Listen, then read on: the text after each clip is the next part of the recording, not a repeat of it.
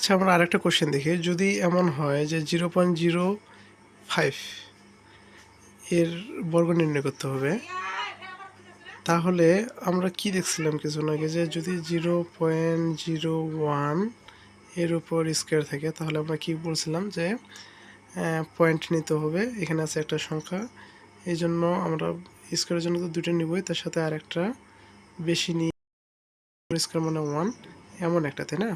কিন্তু এখানে একটা বিষয়, হ্যাঁ, এটা মনে রাখতে হবে আসলে।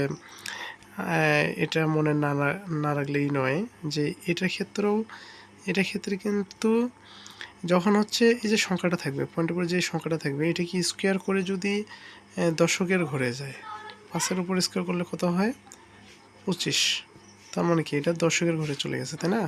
25, 25 দুইটি সংখ্যা। এখানে 1 কি স্কোয়ার করলে কত ছিল? 1 ছিল। আবার 0.003 এরকম একটা দেখছিলাম না, এই ক্ষেত্রে কী ছিল? পয়েন্ট। কয়টা এখানে আছে শূন্য দুইটা, তাহলে কি 2 2 4, আর একটা বেশি নিয়েছিলাম, হ্যাঁ, আর 3-এর উপর স্কোয়ার মনে হচ্ছে 9, তাই না? এখানে কিন্তু 9 কিন্তু আচ্ছা সিঙ্গেল ডিজিট ছিল, আর এখানে কত হচ্ছে? 5কে বর্গ করলে ডবল ডিজিট হচ্ছে। তাহলে যদি ডবল ডিজিট হয় না, তাহলে ডবল ডিজিটের ক্ষেত্রে কি করতে হবে? এখানে একটা শূন্য মানে কি, আমরা পয়েন্ট নিলাম, একটা শূন্য মানে কি দুইটা শূন্য, আর এই ডবল ডিজিট যদি হয় স্কোয়ার করার পরে, তাহলে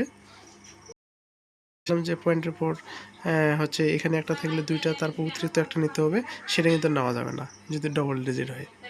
এখানে ওই শূন্য জায়গাটা এখানেই অ্যাডজাস্ট হয়ে গেছে, ঠিক আছে? আচ্ছা, ঠিক আছে, ধন্যবাদ।